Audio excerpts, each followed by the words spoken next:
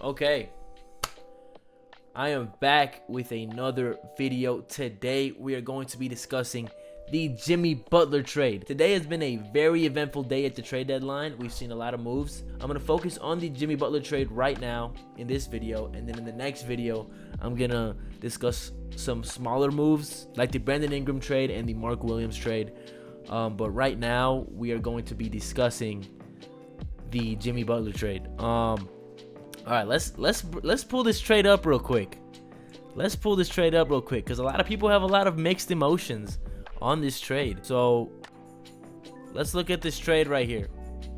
We got Jimmy Butler going to the Warriors for Andrew Wiggins, Dennis Schroeder, Kyle Anderson, and a protected first-round pick. I'm not sure the protections on this pick. But looking at this trade straight up, you basically send all your quality role players over to the Miami Heat, and you receive Jimmy, right? Obviously the Warriors get some star power. They get Jimmy Butler, who's a dog. He's a two-way player.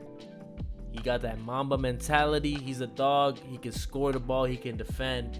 He can do a lot of things. He's a creative player. He's one of the best players in the league, and he has been for a while. I think he's regressed a little bit this year. But I do think the Warriors do get more talent in terms of their star power. I think the Warriors have needed a star next to Steph Curry ever since Klay Thompson regressed and left the Warriors. Because Draymond is a great player. He is basically their playmaker and their team defender, but he's not someone that can create a shot and make buckets for you at a all-star level, right? Jimmy Butler is going to give the Warriors that, but does that take them over the edge to become contenders? I don't know, because you look at their roster as it's shaped right now. They have Brandon Pajemski, they have Draymond, Jimmy Butler, Steph. Those three are gonna be good, but you trade away Andrew Wiggins, who has been probably your best perimeter defender for a while. You still have Buddy Hield, but I don't know if you're gonna move him into the starting lineup. I don't know if he's worthy of that spot the way he's been playing on the Warriors, but I don't know. I don't think this trade takes anyone over the edge. I think the Heat look at this trade and they get 3 role players back. I know Andrew Wiggins was a former All-Star, but let's be honest here.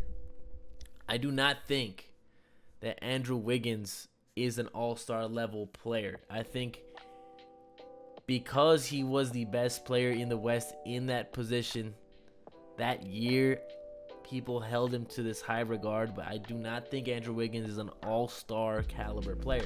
And I'm not trying to be a hater. I think Andrew Wiggins is a phenomenal player. He's a good defender. He can shoot the three. He can shoot the midi. He can create his own shot. But he's not what they needed. Jimmy Butler is a step up from Andrew Wiggins. But back to the Warriors. Do I think that Jimmy Butler, in his current age and his current status right now, is going to be that much of an upgrade over Andrew Wiggins? I don't know. It's going to be hard to say. I guess we're going to have to see, because fit is also important. Jimmy Butler is a player who has bounced around the league. He is not the greatest locker room guy. You saw what he did in Philadelphia. I think that what happened in Philly was not his fault, but there's other ways to go about this. You see what he's been doing with the Heat, trying to force a trade to the Phoenix Suns.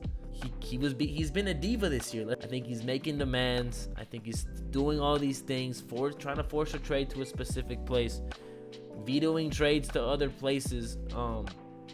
And I think the Heat maybe could have gotten a better package for him, but who knows? Maybe they thought that this was the greatest offer that they can get. I don't think that this trade is going to make either team better. I think obviously the Heat get worse, but at the same time, Jimmy Butler hasn't been playing, so at least they're getting some players back that will play, and maybe that can push them into a playing spot, or a playoff spot.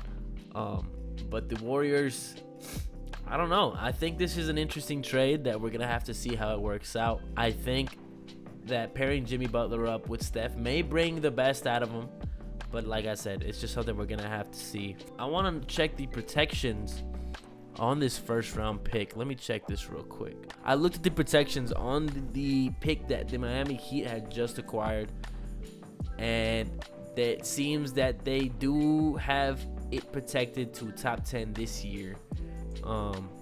Let's look right here. It says the first round pick going from Golden State to Miami is a top 10 protected in 2025. So it is a top 10 protected pick. I don't think the Warriors will be picking in the top 10, but who knows? Especially now with Jimmy Butler, I do not think that they will be picking in the top 10. I just hope this isn't another situation where Jimmy Butler gets to a team, it starts off really good, they make a run, and then a few years later, or even this same year, it's just going to be a lot of locker room drama. I don't think that's what Steph needs right now at this point in his career. I think the Warriors are doing what they can to try to give Steph his best chance at another championship. I think with this trade, it's going to take a lot of pressure off of Steph to keep making these plays and keep being good throughout the whole game. He is one of the older players in the league, so he's going to need someone else to take the load off his shoulders. So this is a trade that, like I said many times, we're just going to have to see what happens as time progresses. We'll see if there is any immediate improvement. And yeah, I also was talking to one of my friends, and he did mention that the Warriors are gonna have to pay him a lot of money, like $60 million or something. I could double check that right now. Okay, so I just found out more details of the trade. I'm sorry, I know I'm late, but I just got home from work and school. So it was a 3-team trade between the Warriors, the Heat, and the Pistons.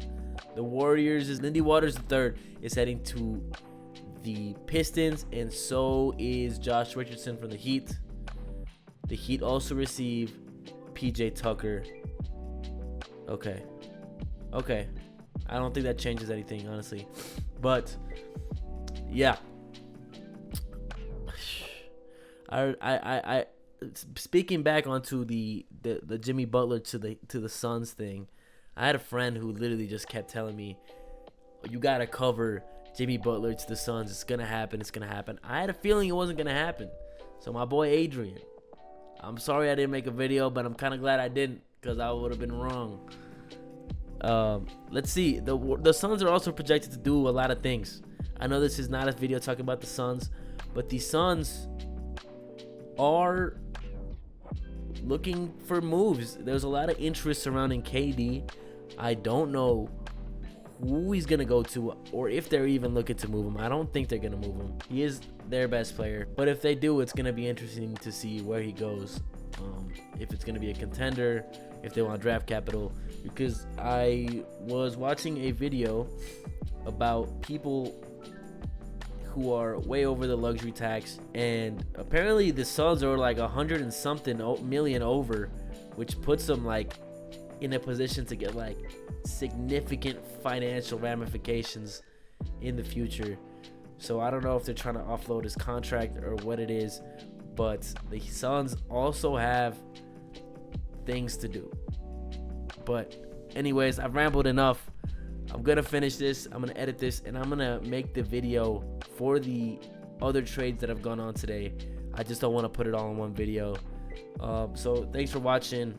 See you guys in the next one if you want to watch it. Peace.